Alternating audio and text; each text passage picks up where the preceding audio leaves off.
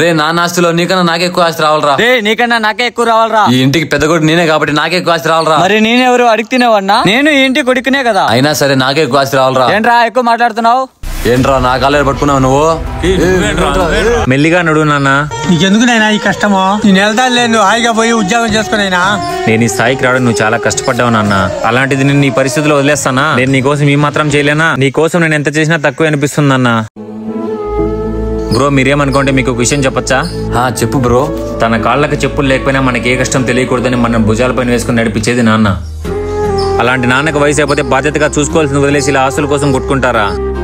ఆస్తులు పోతే మళ్ళీ సంపాదించుకోవచ్చు, కానీ కన్న తండ్రి పోతే మళ్ళీ సంపాదించుకోలేం.